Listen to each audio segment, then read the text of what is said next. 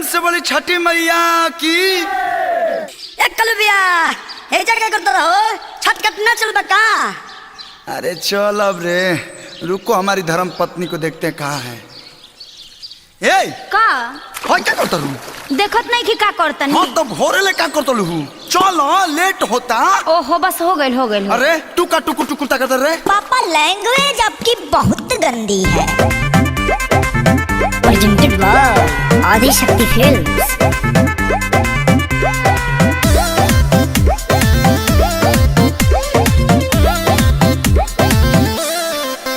काहे बुझत नहीं खुरानी होता यार अघ के बेर हो, दौरो ना सजाइल बीजी बारू तू अनेर हो। रुद्र बेटा कम ऑन कम ऑन।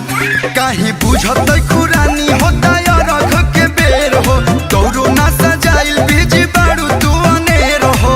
ओहो बस हो गइल। बाटे घाट बड़ी दूर बात मानाए हजूर छकाई तो जगहिया के दी। अरे जल्दी चलो ना हो। रुकी तनी सन हवाइयो ले बेटी, भइल नइखे बाबू रेडी। रुकी न हवाइयो ले बेटी, भइल नइखे बाबू रेडी। मम्मी मम्मी आँख में साबुन चला गया। अरे धुआं हो चला गया। धुआं हो, ले वो लोटा पनिया फेंक दी मुँह पे। बाप बेटा तंग करबा लो।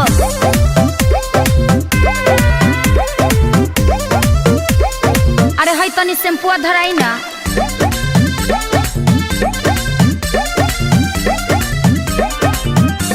हर साल है तू सु नावेलू कहानी। ओहो का हम भरोसा करी तहरा परानी। खुद से सदा से फुर्सत रही तब नू। ई का कहतनी जी? दू लइका संहारी कैसे बोली बलम, एही लोग में लागल ना सिंगार पैनी हो। तब तो 1 घंटा और लागी। सुन तू ही होई बुदोसी, अरे भरे खाती कोसी बनावे पड़ी फेर से बेटी। हई तनी सा धरी त। रुकी तनी सा न हवाइयो ले बेटी, भइल नइखे बाबू रेडी। रुकी न हवाइयो ले बेटी, भइल नइखे बाबू रेडी।